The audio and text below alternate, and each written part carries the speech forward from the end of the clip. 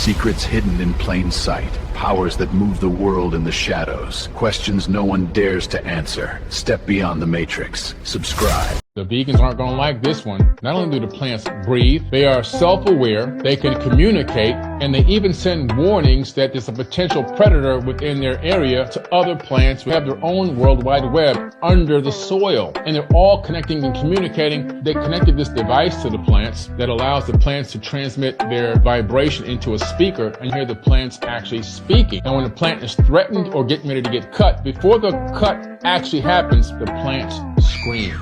Now that's wild. Okay, so do y'all know how dangerous it is to be told to not believe your very own eyes? To quite literally look around and see things happening in the sky, to see cloud formations, weird patterns, streaks, X symbols, and you're made to just believe that, oh, nothing is going on. Like, do you know how crazy of a gaslight that is?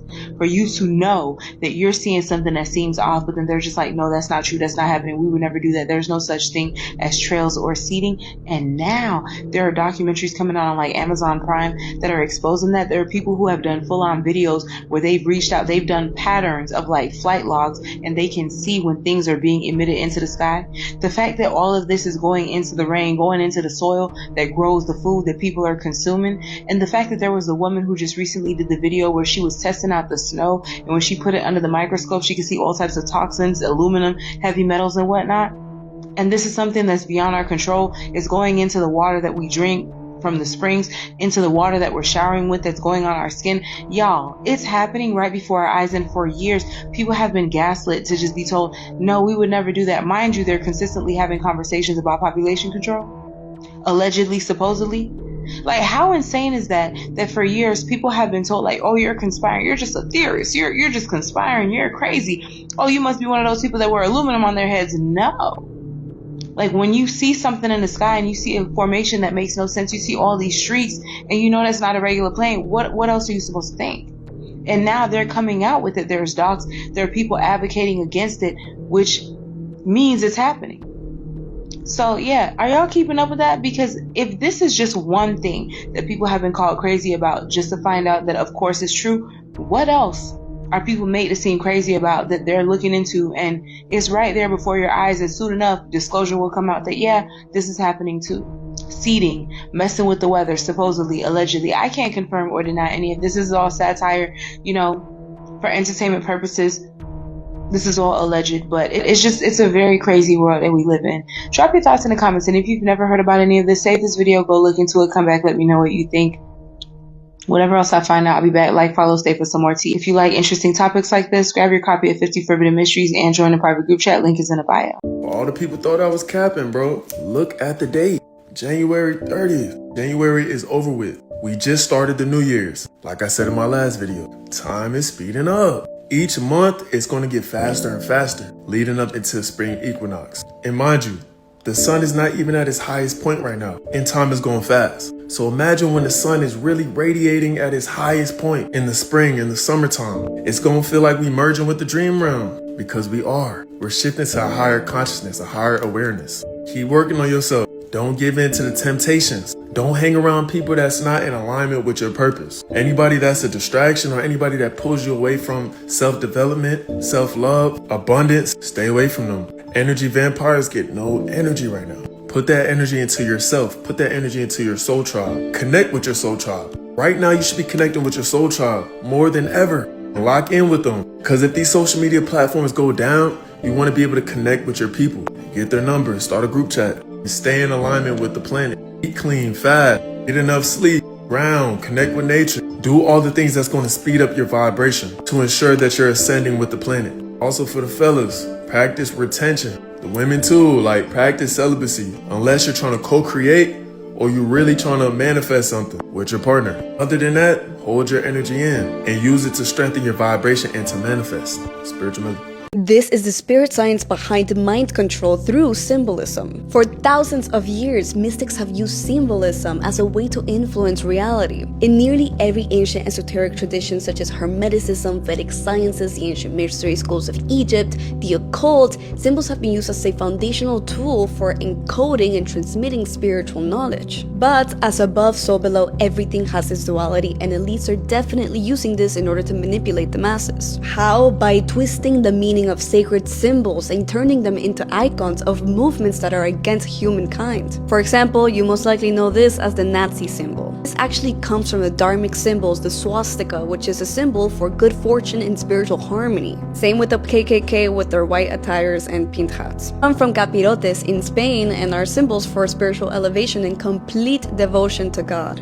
The moment that these twisted symbols came out with their movements, people thought that they were part of something awakened, that they could see somebody that nobody else could. Now we can see it's not really the case. Same thing happening to the quote-unquote woke community, who took a term that was meant to mean awakened and enlightened. Woke was also a powerful term that actually helped revolutionize African Americans in times of segregation. They took it and turned it into a political movement of hyper-emotional and very confused individuals that have a moral superiority complex but are really just performative. Red pill and the Matrix meant to symbolize truth and awakening, being used to label men that are overtaken by their ego, lack emotion, and disrespect the feminine energy. Of course, the rainbow, which in many ancient cultures is seen as the symbol of enlightenment, a combination of the 7-color spectrum and the mastery over the physical, now turned into the pride flag and missing one stripe, the light blue one, which is correlated to the throat chakra, the chakra of truth and purity. While these groups label themselves with symbols of truth and awakening, you really couldn't be more stuck in a matrix than these two. I've already covered in these 2 videos here why I believe these groups are manufactured extremes and psychological movements by elites meant to keep men and women trapped in energetic distortion and easier to control. If you want a full YouTube breakdown on the distortion of symbols, comment yes and I'll make it. This is my real wish in this lifetime, and I pray to God I'm alive to see this day. My wish, my prayer is that all 8.2 billion of us wake up enough to come together and abolish this sick, soulless, predatory system that was never built for us in the first place. A system run by sun-deprived, disconnected, shrimp dick elites who have not felt real love, real community, real humanity in decades. People making decisions for the entire planet without our acknowledgement, without our consent, and without our understanding. A system that feeds off division, fear, exhaustion, debt, trauma, and distraction. I don't mean abolish with chaos or violence. I mean abolish it by withdrawing belief, by refusing to play along, by remembering our power, by reconnecting to each other instead of the bullshit they sell us. Because the moment people remember who they are, the moment we stop turning on each other and start standing next to each other, that system collapses under its own weight. It only survives as long as we stay separated, confused, and distracted. And I genuinely believe, deep in my heart, bones, soul, flesh, and blood, that humanity is closer to that realization than they want us to think. Bro, I have learned so much about the world and about humanity by stepping outside of my own culture instead of hiding inside of it.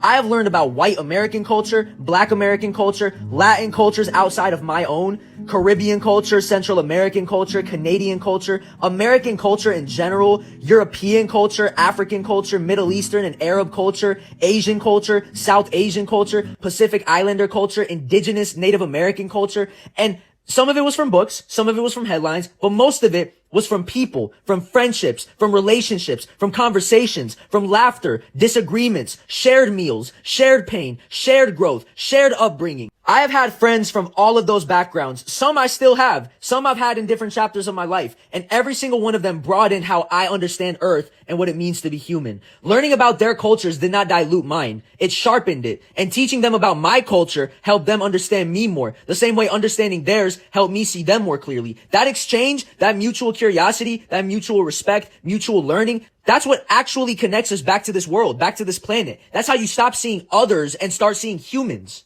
Okay, so I just went down a doomsday clock rabbit hole, and isn't it not absolutely bizarre that they have a clock that was created in 1947 to measure just how close we are to destroying ourselves? Mind you, when they created this clock, it was set to 7 minutes to midnight specifically. So the thing about that is, the number doesn't have a clear meaning or metric. It's not literal. It's symbolic, right? Because it's saying just how close we are to a global catastrophe. And initially, it was talking about like nukes and war. But now it's a combination of things. We're talking about climate, the economy, AI, tech, conflict, misinformation. The list goes on and on, right? But all of these things are leading up. However, In the 90s, it went up to 17 minutes to midnight. So you would have thought, okay, we're on the up and up. Things are getting better because the numbers are going higher. No, false alarm, absolutely wrong. Because now in 2026, we are at 85 seconds to midnight. The closest it's ever been to midnight. Are not and specific in meaning. The fact that they just choose, like there's a board that sits around and they choose what the number is. Does it not give predetermined? Does it not give they already know when the time is up?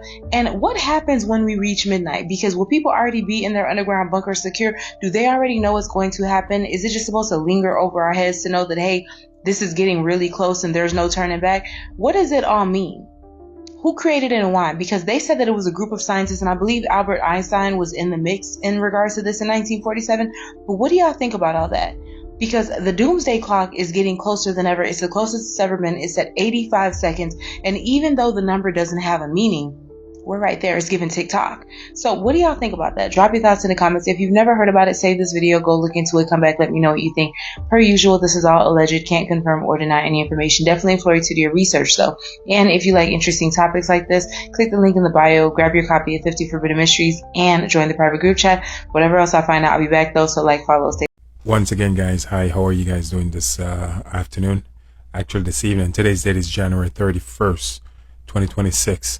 Now, I'm doing another quick video on basically the economy. The banking system is something I talk about on a frequent basis. So diving into some information, I've come to realize basically nearly 2,000 US banks are on the verge of failing in 2026. And this is the reason why I say this. They're basically exposed to what is called derivatives. And what's going to drive this crash, which is going to be a bond market crash, is basically going to be the commercial real estate market. So there is basically, let me run some numbers here. 1,788 banks have a total of total commercial real estate lending exposure greater than 300%. At this point, which at last year, the third quarter, it was only 1,500. Now, 1,000 banks have an exposure now greater than 400%. Now, last year, which is the end of the third quarter, it was 900. 504 have an exposure greater than 500%. Last year, at the end of the third quarter, it was only 429. 216 banks have exposure greater than 600%. Last year, at the end of the third quarter, it was only 166 banks. Now, there is a drastic increase in the exposure these banks are now facing when it comes to commercial real estate lending. So basically, there is a crisis happening right now in the U.S. when it comes to commercial real estate market. It is tanking, and it's tanking fast. So these bond market that are exposed to commercial real estate are going to tank. Now, I'm also going to list the list of banks that are actually at the top, which is, I'm going to give you maybe 8 of them. So if you're part of these banks, I'm not telling you what to do. I'm just giving you guys a heads up of these are the banks that are actually at the extreme top when it comes to this type of exposure. First and foremost, on number one on the list is JP Morgan Chase. They have 50% of the exposure. Wells Fargo is sitting on 80%. US Bank 77%. Have 77%. Basically, what I'm trying to say, their sheet, their bank sheet, the exposure on their bank sheet, 56% of JP Morgan bank sheet is exposure to the commercial real estate lending market. That's JP Morgan. I'm just sorry about that. Wells Fargo, 80% of their bank sheet is exposure to commercial real estate lending market. US Bank, 77% of their bank sheet is exposure to commercial real estate lending market. PNC Bank, 88% of their bank sheet is exposure to commercial real estate lending market.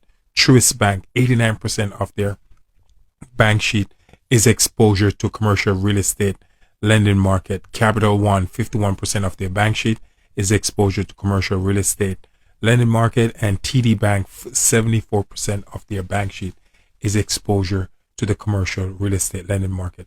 So basically, all these banks that I just listed, their exposure to the commercial real estate market have surpassed their actual asset that they actually own in this bank. So when basically these bonds, when they actually do crash, when your exposure exceed your actual asset, you are actually now in the red. You're basically, what I'm trying to say, you're basically insolvent. At this point, you're broke. So these banks that I just listed is basically broke. Okay. So when these bonds crash, what's going to happen? These banks are going to collapse. And it's over 200 banks that are actually exposed to these commercial real estate lending bonds. So I'm just going to put that out there and hope someone is paying attention to it. Keep your eye on the market. It's going to be interesting. Basically, as I said before, close to 2,000 U.S. banks are at risk of failing in 2026, and this is because of the commercial real estate lending sheet that they have on their bank sheet. It's a huge liability. So let's see how this unfolds. But I tell you one thing, if the bond market do collapse, these banks are going under. Thank you. The Epstein Files Part 2.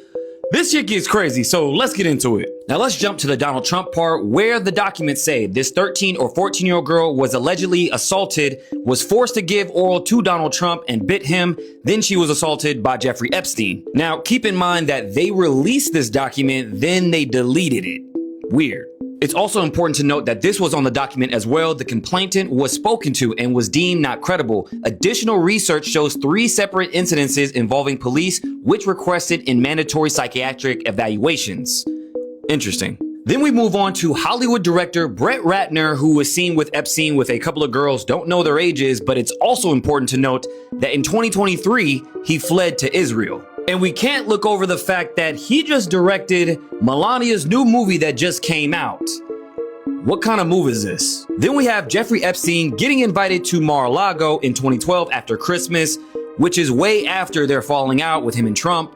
So again, a lot more questions than answers. Now, just a couple days ago, we had a massive crash pertaining to gold and silver. Now, what if I told you this is linked to the Epstein files? Now, this is the CEO of JP Morgan, Jamie Dimon. Yeah, the same guy who under oath said he didn't know Epstein at all. Who is, you guessed it, in the Epstein files as well. It says here in 2012, Jeffrey Epstein was planning a dinner meeting with Jamie Dimon himself. Now, why is this important? That's because JP Morgan is the world's largest holder of physical silver with over 750 million physical ounces. And remember, JP Morgan just a couple years ago paid almost $300 million to the Epstein victims themselves. It's all starting to make sense now, doesn't it? And it's gonna get wild across the board in the financial world, because don't know if you guys knew this, that Metropolitan Capital Bank has just failed, marking the first bank to fail in 2026. Buckle up. Then we have Ghislaine Maxwell's bank statements that says Captain Nautica's St. Thomas Boat Rentals. Now, why does this sound familiar? That's because it's the same name as this Disney cruise line, Captain Nautica's snorkeling adventure, which they had to stop in Little St. James, aka Epstein's Island. And here she is hosting something called Happy Family Disney Day back in 1985. And this picture just gives it away even more, because the name of her company, Terramar, deals with sea exploration, submarines, and she had a submarine license. So there's that. Now there's a whole lot more I'm going to break down on my YouTube, The Maverick Approach, but let me know what you guys think about all this down below. The Matrix movie was really a documentary. The term The Matrix is actually an ancient religious text. And what it meant was to be born in order for you to wake up and become the true person that you really are in real reality. And of course, we saw Neo was birthed out of that womb, and he woke up in the real world. Once you begin to get to higher levels of consciousness and you look around, you begin to realize most of the people you know are plugged into that artificial womb. It's time to wake up. Okay, here's another one I don't know that everyone's ready for. Here is the center of a tree that's being chopped down somewhere in the United States that's gushing water. And you may be thinking, oh, it's probably on like a water main, or maybe it's on like some type of spring. But hold on a second. I present you this flat top mountain, which is constantly gushing water despite there being no lakes on top of it or rivers nearly at all. And it doesn't always rain there either, but these are constantly flowing. Like Angel Falls in Venezuela, it never stops flowing, and it's coming off the top of a plateau, flat-topped mountain. The question you must ask yourself, and literally think about this logically for a second, how did the tops of certain mountains become completely flat? Like, really, how? The wind? You think erosion did that? Now, an alternative theory some people are wondering is their eerie resemblance to gigantic tree stumps. I know. And isn't it what they said, that back in the day, the trees reached the heavens? So are we in a funny time in history where we don't quite know what really happened long ago? Was this Earth before the flood, like in Avatar? Now, just for scale, Devil's Tower, I'm going to zoom out here in a second. You're going to see whereabouts this thing is. It's in Wyoming. And it's a funny spot, because when you zoom in on it, and then I go to 3D, you're going to see the true, or at least get an idea of how freaking gigantic this thing is, man. And I'm talking, this actually lets you zoom in quite close to it. Like, it's flat up top, and it has the hexagonal columns. They call them basalt columns. They're all over the world, those columns of hexagons. And that only really exists in nature in plants. I'm just saying, like, all these ancient folklores about giant trees reaching the heavens and giants, is it all just a willy-nilly thing? Or were they telling kind of the truth of what the Sambam things were like back then? And this thing, this is in Lake Powell. You're telling me what? Erosion? The wind blew it flat? You got to use your head here, because your eyes are telling you something, but your mind is telling you something else because you believe the official story of history. And what do they say about history? It's his story. The winner writes the story, man. Are we being deceived? Let me know your thoughts in the comments below, and follow for more. Here's what's at the bottom of the Epstein rabbit hole. Congratulations, you've made it to the bottom of the Epstein rabbit hole. Pay close attention. Jeffrey Epstein was on the board of directors for an organization called the Lifeboat Foundation. He was also on the board of directors for an organization called Teachers in Space. Look them both up. They actually exist. They have websites. They don't even try to hide what they're doing. The Lifeboat Foundation builds giant underground cities, okay? They openly advertise it, and for a fee and with an application letter, they might accept you to join their little society where they apparently have whole cities underground. They also advertise being able to take the clients off-world in the event of a catastrophe. And it's really interesting because Teachers in Space also talks about taking payloads off-world, which is all really weird, right? It gets even more interesting. You see, Donald Barr was the one who inducted Jeffrey Epstein with zero experience into the Dalton Institute, where he was a teacher. Donald Barr wrote a really interesting book called Relations in Space about an aristocratic elite trafficking children into space. Are you following me here? What's even weirder is the district attorney that was supposed to prosecute Jeffrey Epstein and bring him to justice was literally William Barr, Donald Barr's son. Now, the Lifeboat Foundation is really interesting because in 1996, they pioneered wireless money transfers. They're the second organization in the world to ever do this. This is a decade or two before Bitcoin even was a concept, right? So you got an organization that is doing wireless money transfers that are untraceable, large sums of money, and they're building giant underground infrastructures. It gets even weirder. I found out through looking on archive.org that Lifeboat Foundation has a homeless youth outreach program. And they used to have a whole station in Rhinelander, Wisconsin, and a whole board of people. They're all out of the Rhinelander, Wisconsin area. And they had this meeting in 2017, a homelessness problem-solving meeting, right? So you have an organization that's interested in homeless youth, interested in wireless money transfers, and interested in underground infrastructure. I don't know if you guys heard about Sasha Riley, but he's telling the truth. He was trafficked by the Epstein elite. He was in snuff films that he survived, but he witnessed people get unalived.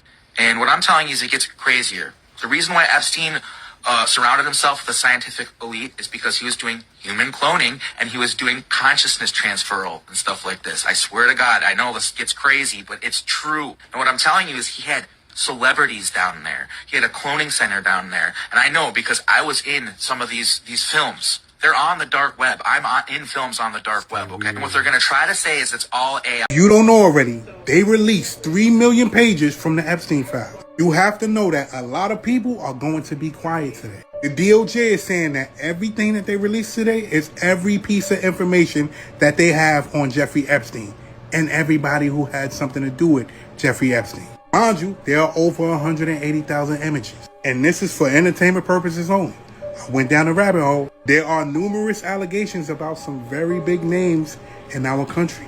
These allegations were probably tips that were given to the FBI. Think about Sasha Riley. Think about the tips from Lake Michigan. In these files, they say some important people had parties at a specific place called Calendar Girl parties. It's about to get real wicked. The names of the people that's accusing this big name person have been redacted. Again, all of this is alleged. Mind you, these files just dropped and they started deleting files already. People start making noise and they start putting the files back. What I will say is this: 3 million pages is a lot of stuff to look at. I might not be able to get into everything here, but on the podcast, we going down that rabbit hole. I'm out. The government is shut down, but not only that, they just released 3 million pages of the Epstein's file. Let me repeat that. 3 million pages.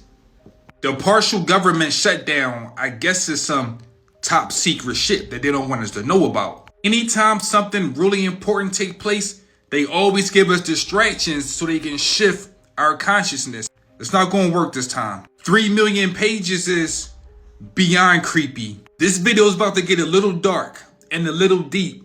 Stay with me. What's taking place right now is nothing but a full moon ritual. We have 8 phases of the moon, and each moon is connected to our consciousness. Yes, the moon is eating our energy until it gets full. Tomorrow is the full moon, so it ate all of our energy. Now it's about to take a shit and give our energy right back to us. But not only that, it's not any full moon, it's the snow full moon, which is connected to the Epstein file and whistleblowers. I guess the whistleblowers going to come out and start telling us things that we already know, but we shouldn't know. This snow full moon is connected to another whistleblower. Remember this guy right here, Edward Snowden? This whole reality is nothing but a game, and if you don't understand the signs, you will be a part of it. Reason why they call these people whistleblowers, they're the referee. If you watch any game or any sport, they wear black and white and they always have a whistle in their mouth. A whistleblower. The game is really black, white, black duality. We didn't come here to play this game. We came here to overstand it. Anytime they give us news like this, they keep us playing this game of duality, black and white. When you put black and white together, what do you get? You get static. That's why so many people can't wake up. They don't get no signals. They just get static. You don't want to be black or white.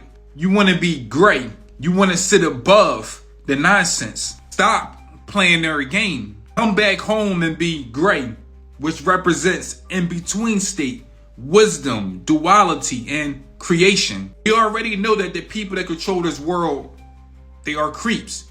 They are criminals. They are parasites. We already understand this. But remember, a parasite need a host. And sometimes we might have a little whistleblower that come out and wanna, you a part of the game, bruh. Okay, I'm sure this is nothing, guys, but it's just coming out right now that this little kid here that stood here with Jeffrey Epstein, Bill Clinton, Bill Gates, Jeff Bezos, is no one other than Zohan Mamdani, the current mayor of New York. And here we have apparently another photo of Zohan Mamdani as a baby, stood with you-know-who. And I couldn't help but notice that Zohan Mamdani's mother had emails in the Epstein files. Right here. And wouldn't it be crazy if Zohan's mother, Mira Nair, the, actor, was married twice, and one of her marriages was to someone called Mitch Epstein. Because when you put all of these together, there's another photo of, Zohan as a baby with Jeffrey Epstein. They kinda look pretty similar. Now I know, different race, but just look at the facial features. Now, I'm not saying anything, I'm just putting 2 and 2 together. So Zoran's mother married Mitch Epstein, and their marriage finished in 1989. And Zoran was born in 1991, apparently to his father, Professor Mahmoud Mamdini. But it was only 2 years after she divorced Mitch Epstein. And he was clearly alive when they were still in contact. In fact, they were, super close when he was a baby, by the looks of it on the internet. I mean, it was widely spread that Zohan, had 26 billionaires spend 22 million to try and block him from winning the election, and he somehow still won. Makes you think, doesn't it? Like, behind the scenes, does Zohan have some extra help? I mean, it wasn't too long ago someone took a drone over Epstein Island, and I don't know, but who do you think that is there? Because Epstein's not meant to be here anymore. He died to suicide, didn't he? But, I don't know. That kinda looks like someone that might still be influencing this world today. Like I said, beautiful people, I'm sure this is nothing. This is just an innocent few photos with Zoran and Epstein, Clinton, Bill Gates and Jeff Bezos. Nothing to see here. Just for entertainment, beautiful people. Obviously just a satire account, not meaning to do any harm. And I'm as fictional as a dinosaur, baby. And I definitely would never unalive myself.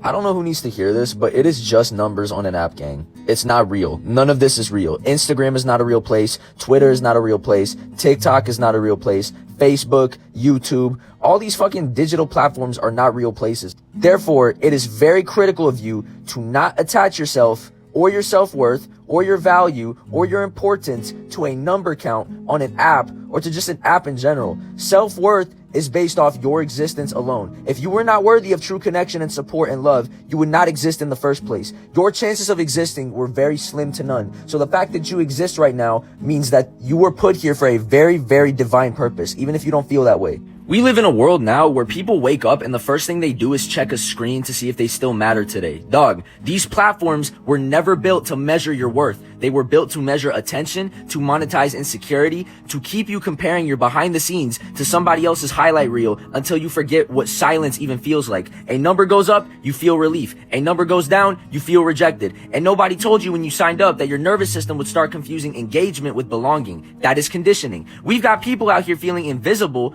because an algorithm did not push their post, feeling unlovable because a reel stalled, feeling like they fell off because strangers they've never met stopped tapping the screen. That is what happens when human validation gets outsourced to code.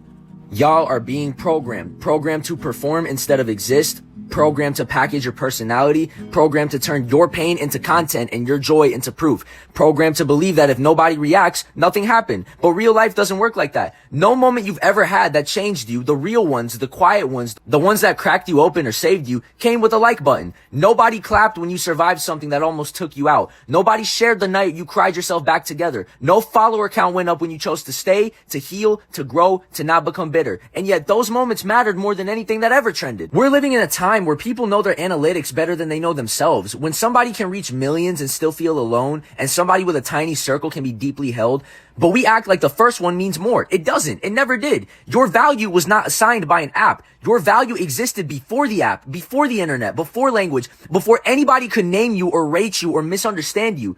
The fact that you are here, breathing, perceiving, feeling, questioning is already the proof. If you were not meant to be connected, you would not be capable of connection in the first place. Some people are addicted to being perceived because they were never properly seen. Some people chase numbers because nobody taught them how to sit with themselves without external confirmation. Some people feel empty when the phone is quiet because silence used to mean abandonment. And that doesn't make you broken. It means something human in you adapted. But adaptation is not destiny. The solution is not delete everything and disappear. And it's not pretend it doesn't affect you. It's just about remembering the hierarchy. Remember, screens are tools, numbers are data and code, attention is rented. Your life is not.